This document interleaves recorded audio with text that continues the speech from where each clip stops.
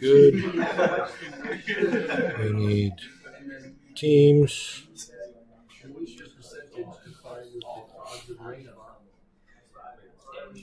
When they want to check and make sure it's going to be like a cloudy day or something, that they get bone dust. You can get like 100% reasons and then it will rain the next day. It actually melt rock in a teapot and they look at how it dissolves. It's going to rain. It's like the Harry Potter scene, except instead of like a wizard teaching you and a crackhead teaching you.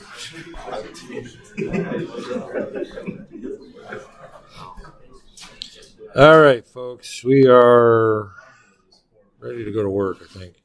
Oh, nope, I need this. You can minimize view, grids, and bingo. And you can't see that on the screen. Why not? Because the stupid projector's off.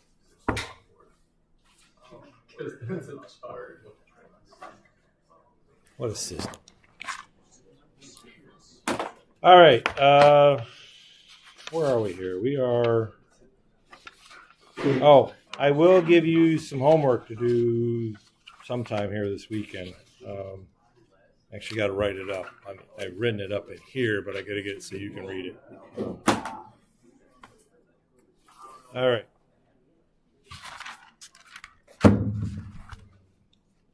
So, why are you looking at that screen?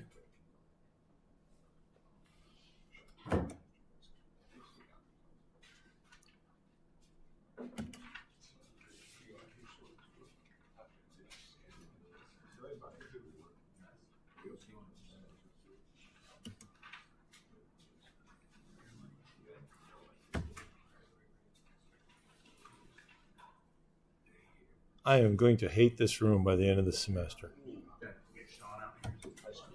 The other room is open. Hey, he's in the Dominican Republic this week. Yeah, we're going to have to solve this like our forefathers would.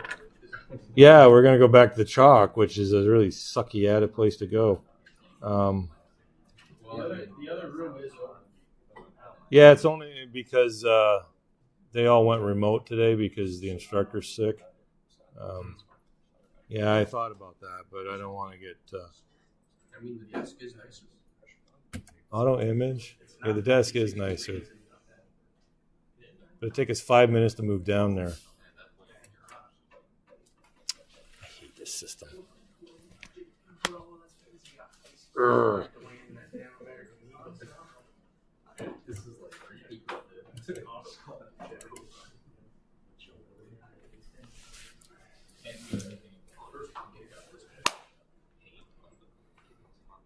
Cool, I'll just write it on the screen and none of you can see a damn thing.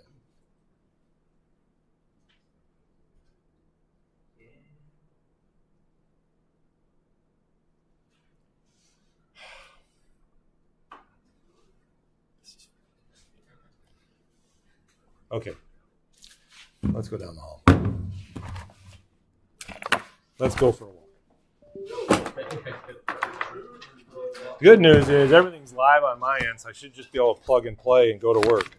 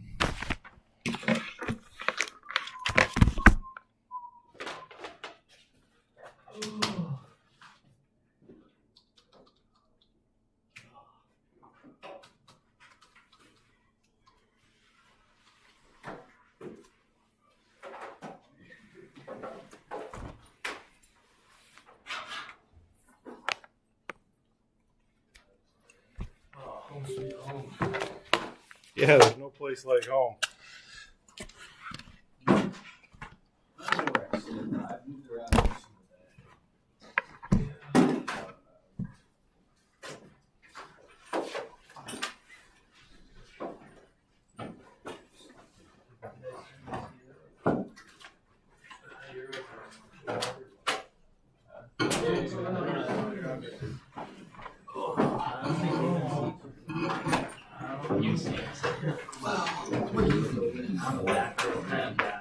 Pissing off someone. Sit there, so weird. Cool. All right.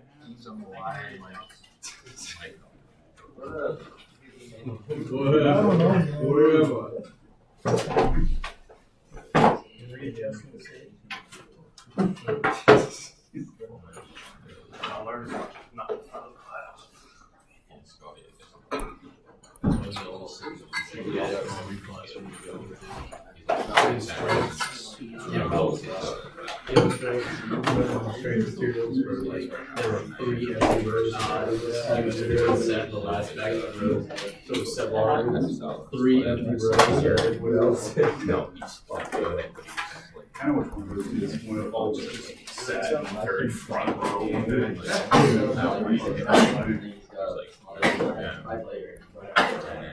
It's not organized. All right. So we talked about the lights are all backwards in here too, aren't they? We talked about this mathematically the other day, and yes, we do math. But I want to draw what this looks like because this is the view or the view that you're going to look at. Let's just say it's $100 up here and 0 down here, and we'll go 0 to 100 units over here. Okay. When we do this, we are literally going to look at this relationship here. Okay. So it really is an inverse exponential function. Okay. As we demonstrated, and I didn't do all the numbers, but you could easily do numbers that if you wanted to plot that out for every one of those numbers. Okay. In doing so, all we're trying to get you to remember is every time you can increase the production rate, the R at the bottom of the equation, the more you're going to save money. Okay. Makes sense? But now I'm going to play devil's advocate here. The more you save money doing it because you're doing it faster, it's costing you more in labor too. So there's got to be a balance in here someplace. Okay. But just get to the point understanding that equation that it's the production rate that's going to make a significant change in what you do. Okay. Cool. Now, everybody got that before he slide up. Ray's nodding his head and got his pen and ready to go. Are you ready? I got it drawn. Cool. All right. Now we're going to talk about cash flow. And that's where we're going to spend the next couple of days. And this is not part of the homework that's coming up, by the way. I'm just going to do some production rate stuff that you can do, but I got to find the time to scan some RS mean tables in for you. All right. So with cash flow, think about this as cash, and we're going to do this in thousands of dollars. Okay. So 0, 200, 400, 600, 800, 1,000 times 1,000. Okay. But we're looking at time over 2, 4, 6, 8, 10, 12, 14, 16, 18, and 20. So this is your time. Okay. And the time's not important. It could be days, it could be months, it could be weeks, it could be years. Although if you did a project that takes 20 years, you probably should have your head examined. The interesting project that I do know that took about 20 years was, you all heard about the Webb telescope that went up in space a couple of, 18 months ago now. You know how long that was in production? 18 and a half years. With huge overruns. But it has turned out to be the best thing for astrophysics that ever got put in space. So was the government unhappy about cost overruns? Yeah, to the point that a few senators basically told NASA to don't come back. So they literally got it in space. There's some fun things with that. So if you're ever doing that. But what I want to show you is the S curve. Okay. And then I'm going to show you another one. But ideally in an S curve, we're looking at something that's doing this. Okay. So we have costs that start slowly.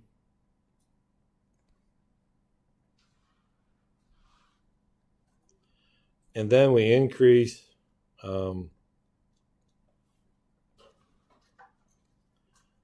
as we move forward.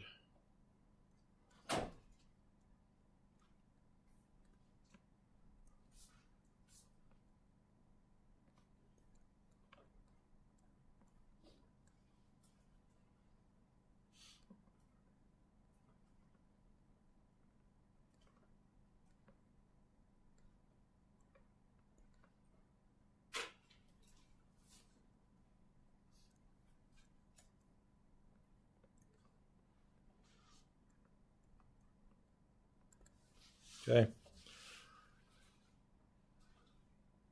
This is the model you're shooting for. All right. It won't be the exact thing. Yes, sir. What's that second bullet say? Increase as we move forward in time. You can make that bigger. There's no reason to hide it back here.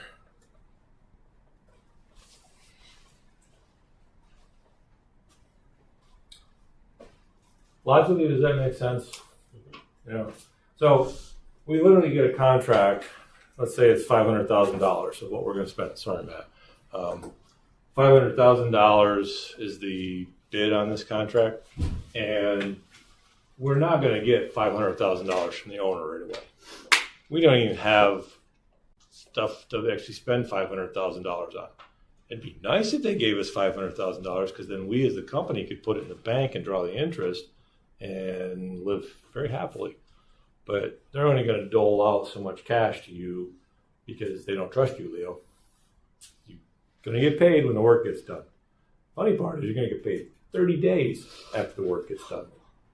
So, but initially up front, you don't have a whole lot of costs. You got to get equipment to the site, you got to get a few things there, and you got to get supplies ordered. But you're not having bills to pay to your suppliers until we start going vertical, or not vertical, going horizontal, inclined up the time and cost. That's when our bills coming in.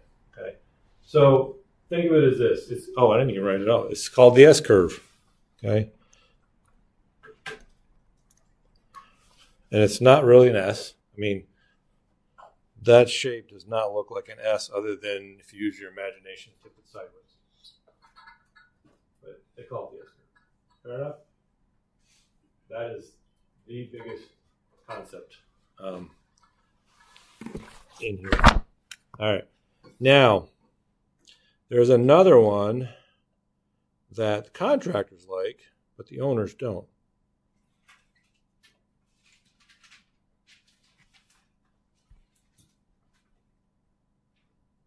Anybody want to guess a name for it? No, that's actually a good title, though. So we got cost over here again, and we got time down here, and I'm not going to write the numbers in, but it's this kind. And this is called a front load.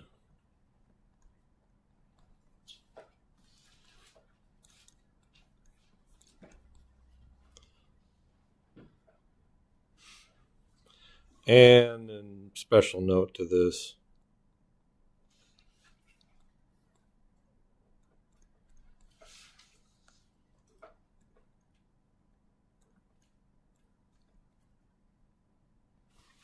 Okay. Why is it front loaded? Well, wouldn't you like a lot of money up front to go do the things you need to do? No? Brain's on his head. What do you do with that money? You spend it. Yeah. What are you spending on? Whatever you want. Yeah, if it's related to the job. If it's related to the job. This has gotten a lot of companies in trouble. Okay. Yeah, they get this huge inflow of cash, but you know what they're doing? They're spending money from, let's say, Leo, on something that I got them working on because they need the cash to keep operating. Okay. It's a bad scenario. So when you think about project management, try to remember that you're working for one customer only and not multiple customers. That's another project in itself. Try to keep the cash from A out of B. Okay? Don't move that back and forth. Companies go bankrupt because they're doing that. And they start playing hedging this and hedging that. And the next thing you know, you got Enron trying to figure out how to pay for stuff they don't even have. It sounds illegal. What's that? It sounds illegal. It is illegal. Well, yeah, So- there you go. But people try to do it because I need the cash. I got to pay, Leo's got a job and I got contractors need to go work for him, but I can't pay it. So I'm going to take it from patients and pay him with your money. Something you'd be happy about? I don't know. I wouldn't either. But people do it all over the world. Okay? So don't do it. So front loaded bad. S-shaped curve, good. Best way to put it. Now, a couple more terms here, and then we'll get into another graph that actually shows you a little bit more what's going on. So,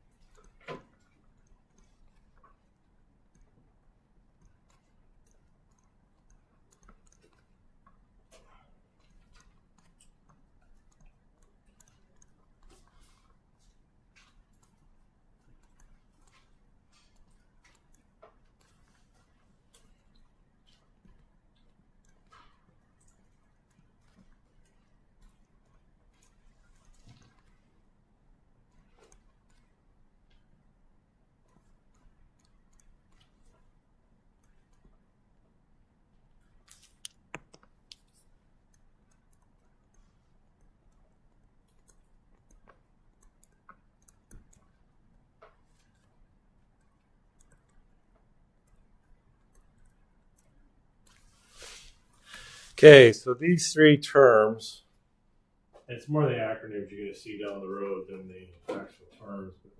Work breakdown structure. We kind of did that the other day when we broke down how to break a peanut butter sandwich down into its substeps, right? And then when we did the bridge span, how to break it down into substeps. And we didn't do the electrical one, but you could do the same thing with wiring up a room. What are the substeps in getting all the wire in there? What are the necessary steps in actually putting that door together? Okay. That's the work breakdown schedule. Now, but when it gets to the work breakdown schedule, we're talking about the whole project as a whole, okay? So every project has its subparts, and every subpart has its subparts, and so on all the way down the line. We picked peanut butter and jelly sandwich, okay? That wasn't the whole meal, was it? Hopefully. That's all you're eating. We should probably talk about your dietary habits. But if your mothers are involved, where's the apple? If your father's involved, where are the potato chips and all the dip that go with it? The barbecue dip, barbecue flavored sour cream, barbecue potatoes with sour cream dip, and peanut butter and jelly probably don't go together, but your dad's probably not going to care. Your mother probably would. Your grandmother definitely would, hopefully. Anyway, so that's the work breakdown schedule, big piece, okay? Budgeted costs. This is what I budgeted to be this curve. So that S-shaped curve we want to do. How are we going to budget and what we're going to ask for money and stuff, okay? And then the actual. And the actual is the one that's going to drive you nuts. And remember I told you, at least if I didn't, I should have. you need to watch your project schedule and your cost religiously. Means every day you should be taking a look at what it looks like. Every week you should try to balance the books to make sure you're somewhat on track. And you're going to do that again, aren't you? And every month you really want to do a summary where you are so you can report it to your boss and to the owner. Okay. But unless you keep track of it every minute of every day, all the time. So best thing I can tell you is at the end of the day, tally up all the costs and expenses that you've incurred. Make quick notes. At the end of the week, set some time aside to actually sort out the week. So when it comes to the end of the month and you're trying to do the monthly reports, the weekly ones are done. Okay. And the only one you have to do is the last week in that month. Okay. Make sense? Cool. All right. Let me show you what one of these really looks like. And then we're going to have some fun with some accounting procedures.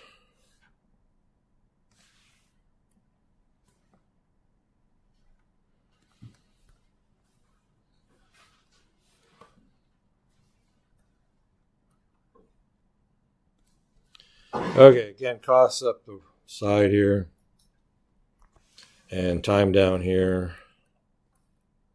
And you can use any numbers you want, okay? But it's going to look kind of like this. Let's do...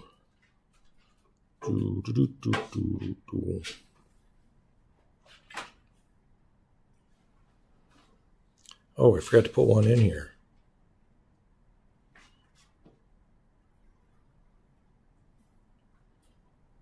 Well, I did forget to put a term up in here. I'm sorry.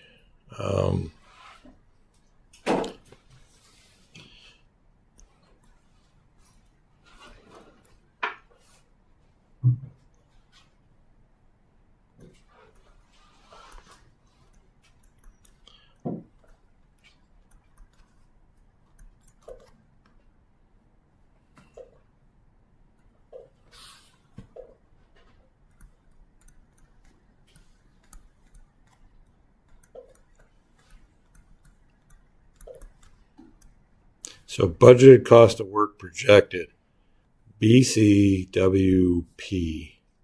Okay. All right.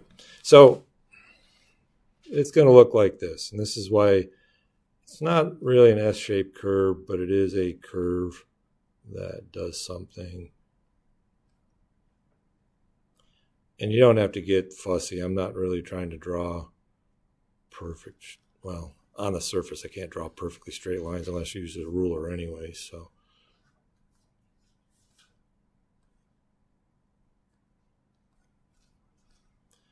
And that's your BCWS,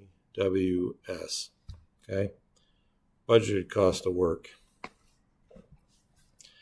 With that,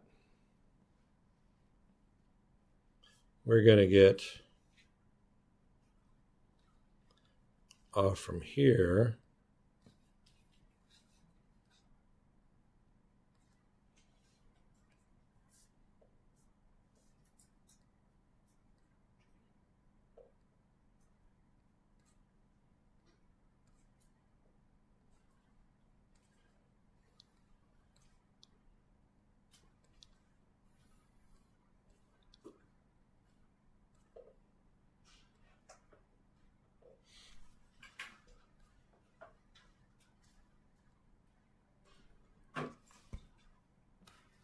Okay, and then there's the famous, what the actual things were.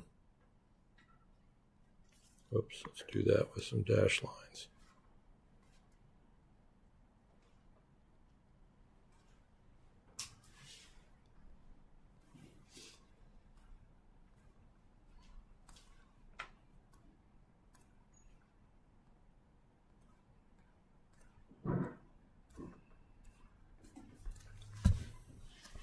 And this is your ACWP, actual cost of work. Okay? You don't usually expect things to go over budget. Oh, yeah. That's why you always kind of, that whole fudge factor stuff. And I think I explained it the other day, or somebody was explaining, I don't remember where. Estimating time. Estimate more time than you really think you need. so that you can under when you can actually do it under. It's an old adage I remember, and it's promise 100%, but deliver 110%, so that you actually come in under like 90%. So you overachieve, but you deliver the expectation they want. Customer will be really happy when you do that. Okay? But it's also one of those things, it doesn't always happen in reality. There are going to be times where this project you're going to wind up spending more money than what you did, but if you save someplace else, then we're good. And always think, remember the 80-20 rule? We talked about that a week ago, maybe it was. 20% of your headaches are going to be, I don't know how it goes down. 20% of the work would be 80%. most of the headaches. Yeah. Thank you. Cool. I'm glad somebody remembered. All right. So there's two things in here we got to deal with. All right. And I'm going to switch colors here, and I am going to use a ruler. So if I want to take a look at a particular part of the project, we start here and we come up to here and we play here, and I pick a particular day and time. Okay. Here. All right. This right here is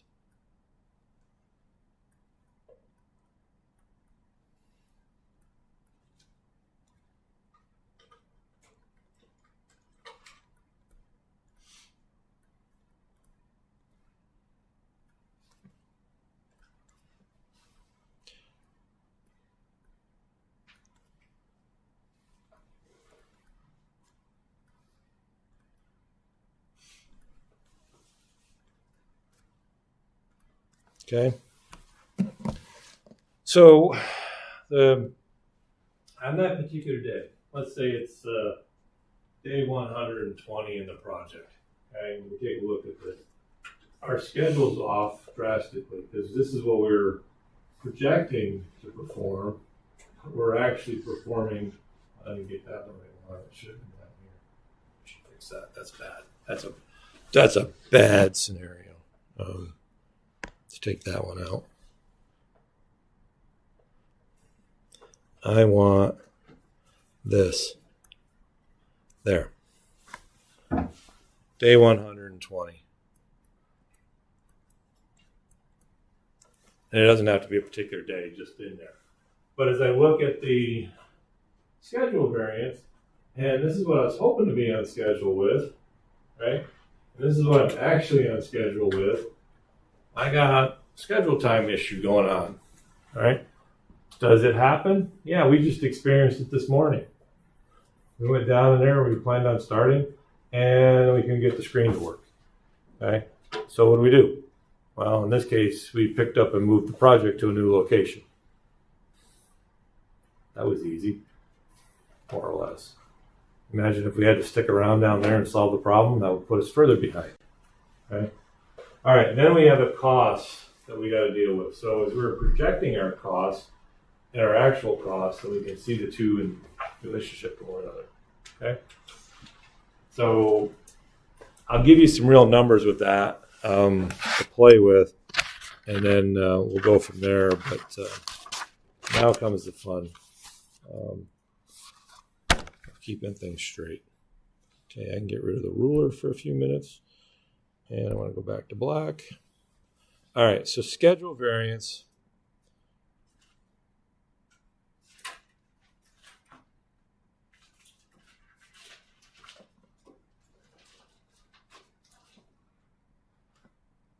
Is BCWP minus the BCWS. All right, and then cost variance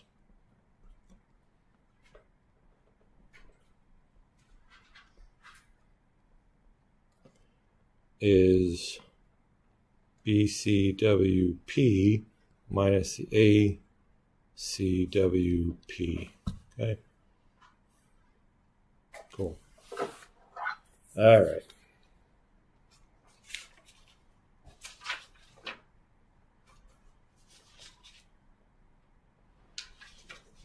notebooks together in the same place, doing the same thing.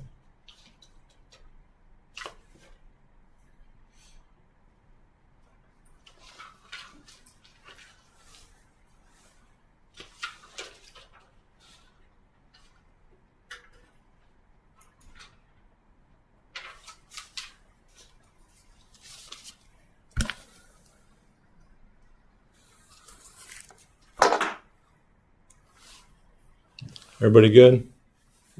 Okay. All right, let's take a look at how to deal with costs based on the S-curve. Estimated cost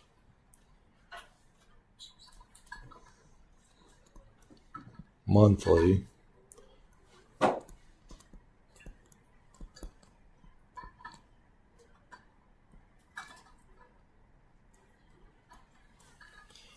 All right, the other thing is I'm going to write this out. I'm going to do it on the screen. And then Monday, as we do another one, I have a spreadsheet I built for you that you basically fill in the boxes. Okay, so I thought ahead that this is somewhat confusing, and we're going to spend it on another project trying to just fill the boxes in. But I need you to kind of see it from without the spreadsheet kind of thing first. Okay. And trust me, this is not one of those things that you're going to have to do all the time by hand. But here's the rules. So we have a monthly project, or a monthly project. We have a project that's going to go, but it's a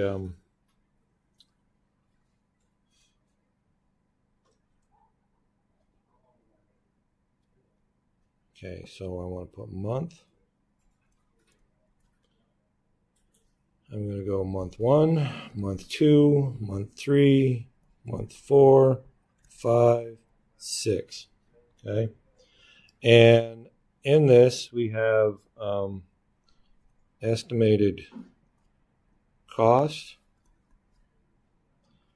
on percent completed. Okay. And we're going to look at Estimated cost percent, the same. same line. Yep, just running around here. All right, so we're going to deal with that. Now, one other thing I need to introduce to you is this. So the customer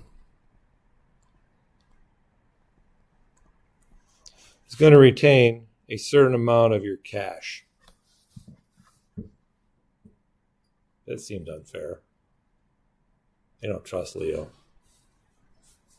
I know he's crooked, so I'm going to keep 10%. Okay? That number could vary. It's in your contract, okay? So you'll actually be able to figure that out and not have something completely crazy. And then we're going to look at this. So we are going to pay this out in hundreds of thousands or thousands of dollars. So we're going to ask for $50,000 to start with. Then we're going to ask for $50,000.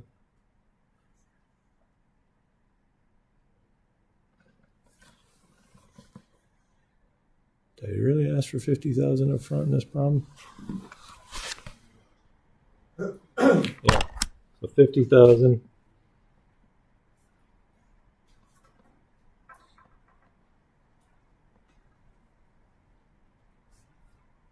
Oh no, sorry.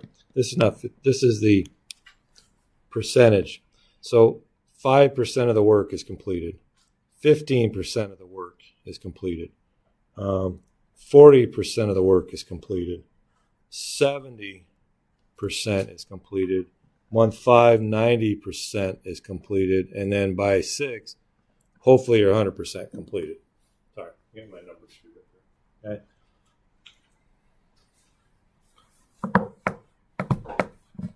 Okay.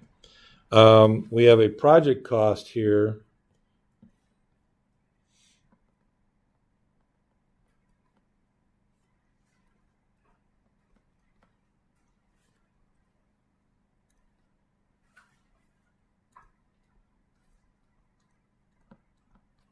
$1 million. Okay.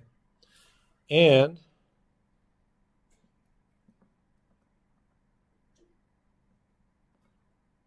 not project, profit.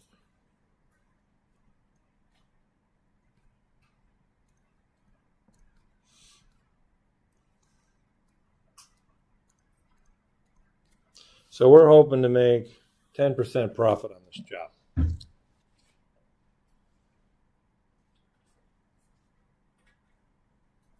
not a lot of profit, folks. Okay. But it's an easier way to play with this because you can do those numbers in your head. Probably you're going to look at 30% profit or 28% or something like that. Okay. Very rarely is it ever 10, but this is a good example when I pulled it out of the book. All right.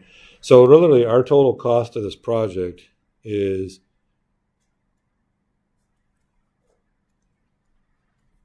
and that, believe it or not, is our bid.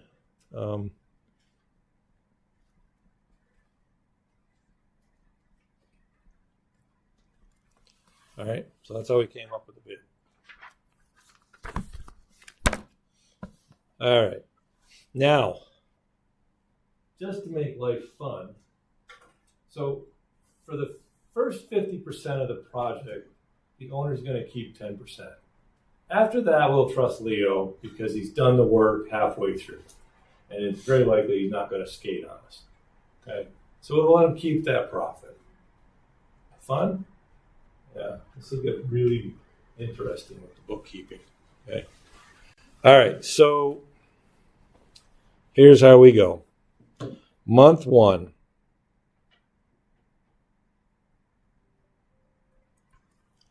We have a cost of $1 million. $1 million.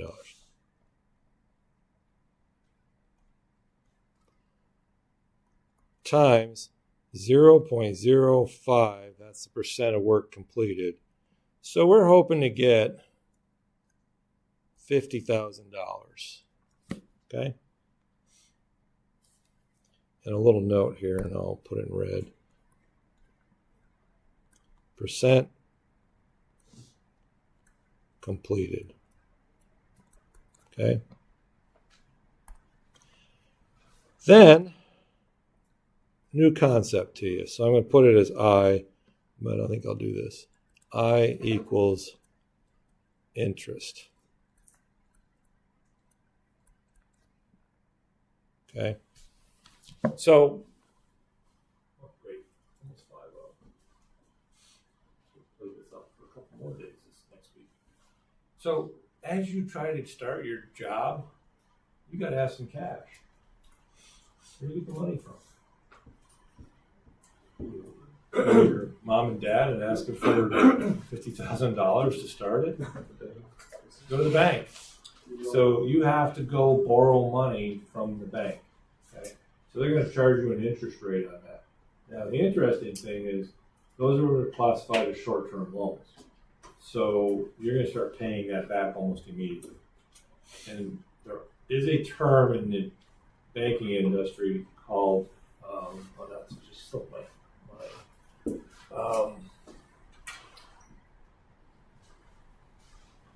I can't think of the exact term of it. It's pre-approved money. So basically, I have an authorization to pull $100,000 out of the bank at any time, and I can pull it in parts and pieces, or I can pull it all at once. Okay, that's not right there. That's gonna drive me nuts now the rest of the day. I remember my father getting in trouble all the time with this one. He was like, "You got to pay that back. The bank wants their money." So it was one of the tight things to do. So anyways, we got an interest rate on the bank that we got to pay back. Okay.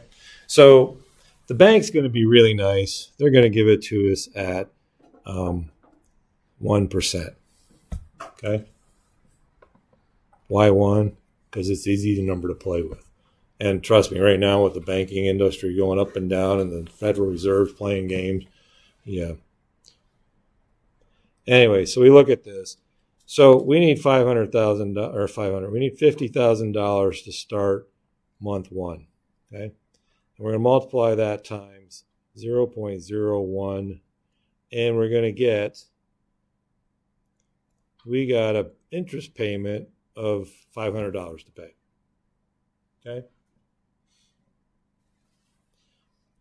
Then we have a cash required.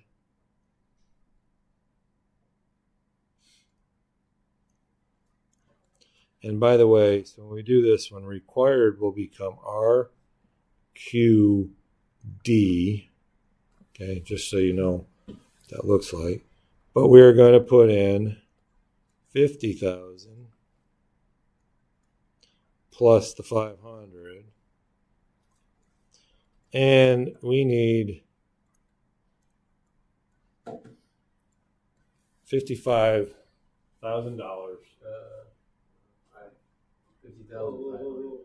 Oh, sorry. Yeah. Yeah. So we're working for the mob, Dom. It also comes with a broken arm or your kneecap's busted. Thank you. Sorry about that, folks. I'm going to scare you. But $50,500 that we need for just month one alone. And we haven't gotten any money from the contract or from the owner because they only pay out every 30 days after the first month. So you're living on the good graces of the banking system to keep you functioning. Or if you don't do it with the banking system, you have enough cash available in your own company to tolerate that. Okay? Now, most companies that have been in business long enough actually do put some reserves away to handle that kind of thing. And they know we're going to bid this job as the bids opens on 6 months from now. Well, let's plan to have that money sitting there. Now, if they get too many jobs, that's when they want to go to the bank and get the, it's just on the tip of my tongue. God, it's just, I remember this too. Yeah, go to the bank and get that ready cash flow. Okay. All right, we'll stop at month one, and we'll pick this up on Monday. Do look for some stuff on production rates. I'm going to give you some charts from the RS means, and you can calculate that. And I do have another reading assignment to make sure you go get.